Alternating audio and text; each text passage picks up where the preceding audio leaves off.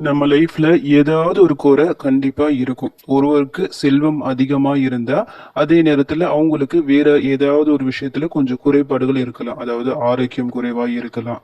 இல்ல வேற ஏதாவது உங்க குடும்பத்துல ஏதாவது பிரச்சனைகள், இந்த மாதிரி நிறைய விஷயங்கள் இருக்கும். அதே போல சில பேருக்கு வறுமையா இருக்கலாம். ரொம்ப செல்வத்துல குறைபாடு உள்ளவங்களா இருப்பாங்க. வேற விதத்துல அல்லாஹ் அவங்களுக்கு நிறைவு கொடுத்திருப்பான். எல்லாமே ஒரு சேர அமைவது கொஞ்சம் கஷ்டம். இருந்தாலும் சில பேருக்கு அதுவும் அமைஞ்சிடும். ஆனா எல்லாருக்கும் இருக்கிற ஆசை எல்லாமே நமக்கு கிடைக்கணும். அதாவது செல்வமும் நமக்கு இருக்கணும், நல்ல குடும்பம் அமையணும், நல்ல வேலை அமையணும், நிம்மதி இருக்கணும் சொல்லிட்டு நிறைய விஷயங்கள் நமக்கு இருக்கும், எதிர்பார்த்துட்டு இருப்போம்.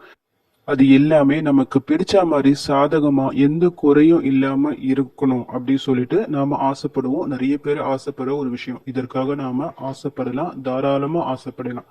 எதுக்குமே நாம பேராசை தான் படக்கூடாது. அதாவது நம்முடைய அந்த நினைவு அல்லாஹ்வை நினைப்பதை விட்டு தூரமாகிடக்கூடாது. நம்முடைய இந்த ஆசைப்படலாம், அல்லாஹ்வை நினைவு கொண்டு அவனை அதிகமா நினைச்சிட்டு அவனை அதிகமா திக்ரு செஞ்சுக்கிட்டு துவா செஞ்சுக்கிட்டு இந்த மாதிரி ஆசைகளை இந்த மாதிரி விருப்பங்களை அல்லாஹ்விடம் நாம முறையிட வேண்டும். அப்படி முறையிடும் போது நிச்சயமா எல்லாமே பூர்த்தியாகும். இன்னைக்கு நான் ஒரு 4 துவாக்களை சொல்றேன். இந்த நாளையும் நியத்து வச்சு இன்று முதல் தொடர்ந்து ஓதிட்டு வாங்க. ஒரு 300 முறை சொல்றேன். ஒரு குறைந்தபட்சம் நான் ஒரு எண்ணிக்கையும் உங்களுக்கு சொல்றேன். இது நானா சொல்ற ஒரு விஷயம்தான். நீங்க இதை நினைச்சா ஒரு 500 முறையா கூட ஏத்திக்கலாம், 400 முறையா நீங்க சொல்லலாம், உங்கள் விருப்பம் தான். இல்ல எனக்கு டைம் இல்லைன்னா 100 முறை அந்த மாதிரியும் நீங்க நியத்து வச்சு ஊதலாம். நான்கையும் 300 முறை 300 முறை நான் சொல்ற முறைப்படி நான் உங்களுக்கு சொல்றேன். அந்த மாதிரி நீங்க ஊதிட்டு வரும்போது நீங்க நினைச்ச எல்லாமே உங்களுக்கு கிடைக்கும். எல்லாமே உங்களுக்கு எந்த குறைகளும் இல்லாம சமமா எல்லா செல்வங்களும் உங்களுக்கு இருக்கும். இந்த உலகத்துல என்னெல்லாம் சந்தோஷம் இருக்கோ அது எல்லாத்தையும் அல்லாஹ் உங்களுக்கு தருவான். ஓத ஆரம்பிச்ச கொஞ்ச நாள்லயே அதற்கான மாற்றங்களை நீங்க உணர்வீர்கள். ஏன்னா ஒண்ணு ஒண்ணு அவ்வளவு சிறந்த துவாக்கள், எல்லாமே சின்னதுதான். ஒரே ஒரு வார்த்தைகள் தான் வரும் உங்களுக்கு. ஆனா நிறைய பலன்கள் இருக்கு. அந்த ஒரு வார்த்தையில அவ்வளவு அர்த்தங்கள் அடங்கிய துவாக்கள் இவை. நான் ஒன்னு ஒன்னா சொல்லும் போது உங்களுக்கு தெரியும். அதுல ஃபர்ஸ்ட் துவா, நம்ம இஸ்லாத்துக்கு வரணும்னா ஒரு திறவுகோல் இருக்குல்ல, கலிமா. அதுதான் ஃபர்ஸ்ட் துவா. லா இலாஹ இல்லல்லாஹ். லா இலாஹ இல்லல்லாஹ் இத ஒருத்தவங்க சொல்லிட்டா, அதாவது வேற ஒரு மதத்துல இருக்கிறாங்க, இந்த ஒரு கலிமாவை முழு நியத்தோட முழு மனசோட மனதார சொல்லிட்டு வந்தா அவங்க என்ன ஆவாங்க? முஸ்லீம் ஆயிடுவாங்க. அவங்களுடைய கடந்த பாவங்கள் எல்லாத்தையும் அல்லாஹ் மன்னிச்சிடுவான். ஏன் இந்த வார்த்தைக்கு இவ்வளவு சிறப்புனா, அந்த லா இலாஹ இல்லல்லாஹ்னா என்னது? வணக்கத்திற்கு தகுதியானவன், வணக்கத்திற்கு உரியவன் அல்லாஹ்வை தவிர வேறு யாருமே இல்லை. ஓரிரை கொள்கை, அதை அழுத்தமாக சொல்லக்கூடிய ஒரு வார்த்தை தான் இது. சிம்பிளா ஒரே ஒரு வார்த்தை தான், லா இலாஹ இல்லல்லாஹ். ஈஸியா சொல்லிட்டு போயிடலாம். ஆனா இதுல 1000 அர்த்தங்கள் இருக்கு. 7 வானங்கள் இருக்கு, 7 பூமி இருக்கு.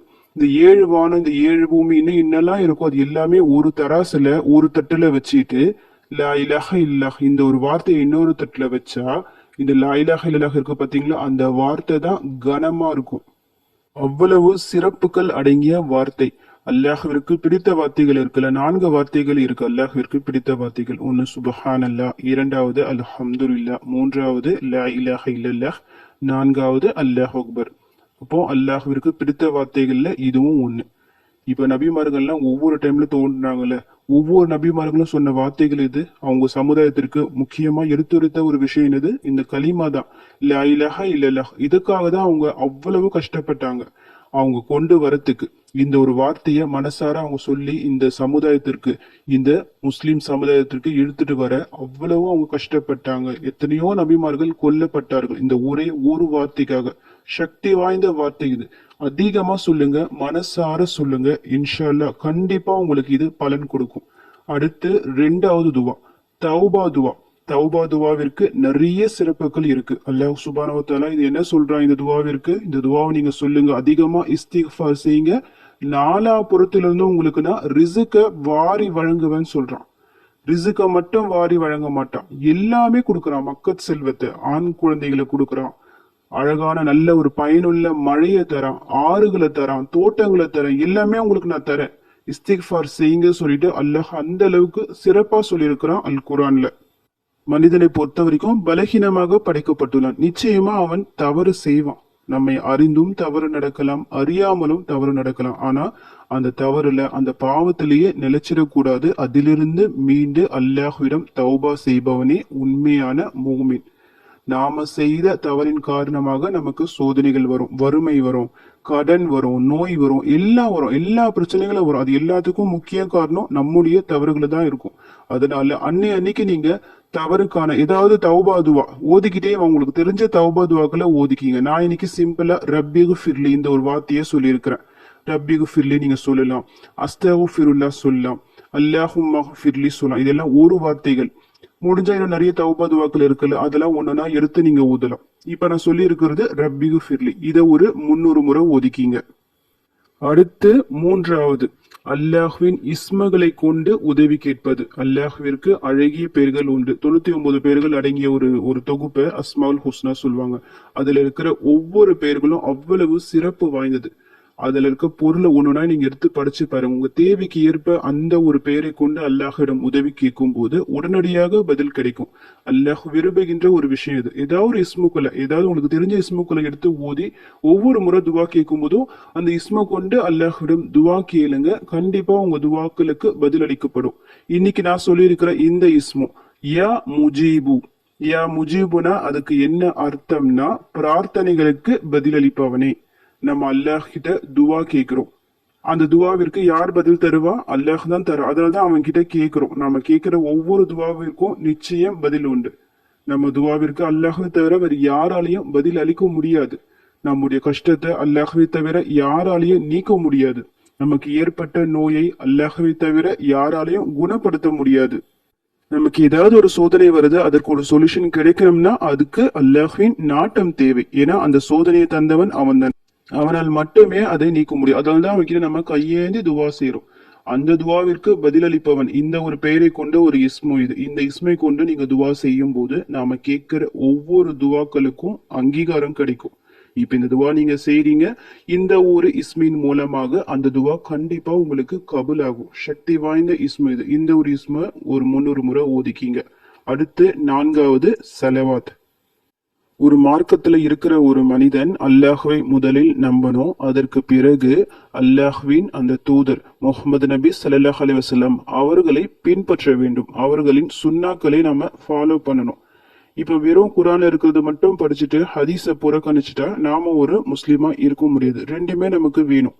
அல்லாஹும் வேணும், அவனுடைய தூதரும் வேணும். ரெண்டு பேர் மேலேயும் ரெண்டுத்து மேலே நாம நம்பிக்கை கொள்ள வேண்டும். நமக்காக நபி ஸல்லல்லாஹு அலைஹி வஸல்லம் அவர்கள் அவ்வளவு துவா செஞ்சிருக்கிறாங்க. நம்மள அவங்க பார்த்ததே இல்லை. ஆனால் நபி ஸல்லல்லாஹு அலைஹி வஸல்லம் அவர்கள் தனது மொத்த உம்மத்திற்காக அல்லாஹ்விடம் துவா செய்துள்ளார்கள். நமக்காக பாவ மன்னிப்பு கேட்டுள்ளார்கள். பல விஷயங்களை, பல சலுகைகளை வாங்கி இருக்கிறாங்க. நாளை மறுமையிலும் நமக்காக சிபாரிசு செய்பவங்க அவங்க தான். நபியவர்கள் மட்டும் தான் சிபாரிசு செய்வாங்க. அப்படிப்பட்ட நபியவர்களுக்காக நாம செய்ய வேண்டிய ஒரே ஒரு விஷயம் ஸலவாத். ஏன்னா என் மீது சலவாத் சொல்லுங்க சொல்லிட்டு நபி அவர்கள் நம்ம கிட்ட சொல்லி இருக்கிறாங்க. இப்ப சலவாத் சொல்றதால நபிக்கு வேற எந்த அந்தஸ்தும் கிடைக்க போறது இல்ல, நமக்கு தான் நிறைய அந்தஸ்து கிடைக்க போகுது.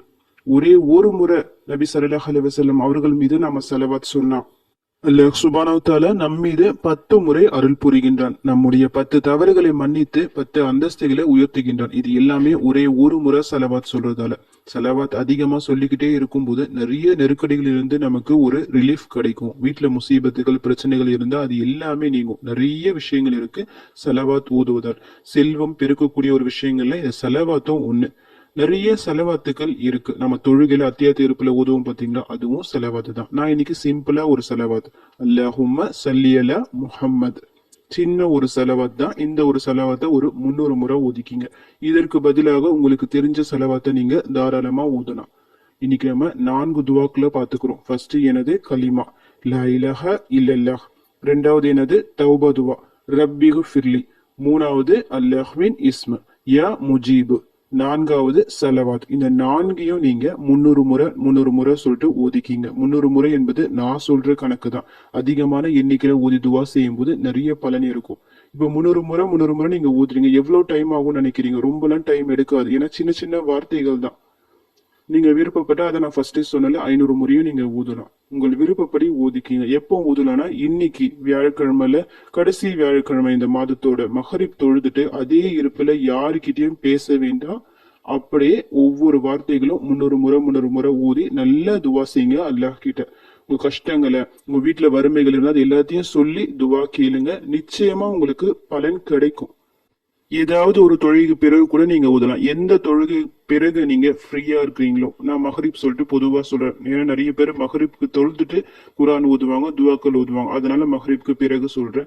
ஆனா உங்களுக்கு அந்த நேரத்துல டைம் இல்ல, வேற ஏதாவது தொழுகைக்கு பிறகுதான் டைம் இருக்கு, அப்படி இல்லைன்னா நைட்டு தூங்க போறதுக்கு முன்னாடி தான் எனக்கு டைம் இருக்குன்னா சரி, அந்த டைமை நீங்க செலக்ட் பண்ணிக்க. உது செஞ்சுக்கிட்டு நல்லா இந்த 4 விஷயங்களும் 4 துவாக்களையும் ஓதிக்கிங்க, துவா செய்யுங்க. இதே போல ஒவ்வொரு நாள் செய்யணும். இன்னைக்கு மஹரிப் தொழுதுட்டு ஓதுறீங்களா, அதே போல நாளைக்கு மஹரிப் தொழுதுட்டு ஓதுங்க. தொடர்ந்து ஒவ்வொரு நாளும் இதை ஊதிட்டு வரும்போது இன்ஷா அல்லாஹ் 3 நாட்கள்லயே உங்களுக்கு பலன் கிடைக்கலாம். அல்லாஹ் நினைத்தா ஒரு நாள் போதும். ஒரு நாளே நமக்கு நல்ல ஒரு பரக்கத்தான ஒரு சூழ்நிலை நாமே உணர்வோம். அந்த வீட்டுல ஒரு பாசிட்டிவ் எனர்ஜியா இருக்கும். நம்ம மனசுல இருக்க அந்த பிரச்சனைகள் நிறைய நீங்கி அப்பமே நீங்கின மாதிரி ஒரு ரிலீஃப் கிடைக்கும். நீங்க ஒரு நாள் ஓதும் போதே உங்களுக்கு அந்த மாற்றம் தெரியும். தொடர்ந்து நீங்க இதற்காகவே டைம் ஸ்பெண்ட் பண்ணி ஓதிக்கிட்டே இருக்கும்போது இன்ஷா அல்லாஹ் 3 நாட்கள உங்களுக்கு பலன் கிடைக்கும். மிஞ்சி மிஞ்சி போனா ஒரு வாரம். நீங்க தொடர்ந்து ஓதிக்கொண்டே இருக்கும்போது கொஞ்சம் கொஞ்சமா அந்த வறுமை பிரச்சனைகள், கடன் இருந்த கடன் எல்லாமே நீங்கி ஒரு பரக்கத்தான செழிப்பான நல்ல ஒரு சூழ்நிலை ஏற்படும், ஒரு முன்னேற்றம் ஏற்படும்.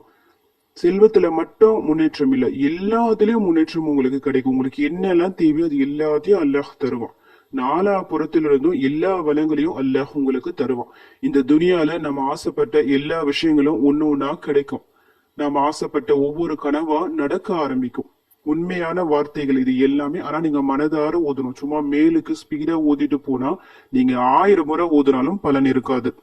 ஒவ்வொரு வார்த்தையும் நம்ம என்ன ஊதுறோம் சொல்லிட்டு அதோட பொருள் உணர்ந்து மனசார நீங்க ஊதுனா ஒரு 100 முறை ஊதுனா கூட போதும், கண்டிப்பா உங்களுக்கு பலன் கிடைக்கும். தொடர்ந்து டெய்லி ஊதிட்டே வாங்க, உங்களுக்கு ரிசுக்கு வர ஆரம்பிக்கும். வர ஆரம்பிச்சிட்ட பிறகு நிறுத்திடாதீங்க, மேலும் மேலும் ஊதுங்க. அல்லாஹும் உங்களுக்கு மேலும் மேலும் தருவான்.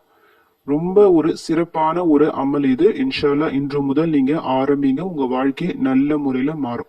உங்க பிரச்சனைகள் கஷ்டங்கள் எல்லா தீரணும் சொல்லிட்டு உங்களுக்காக நானும் துவா செஞ்சுக்கிறேன். எனக்காகவும் என் குடும்பத்திற்காகவும் நீங்களும் துவா செஞ்சுக்கீங்க.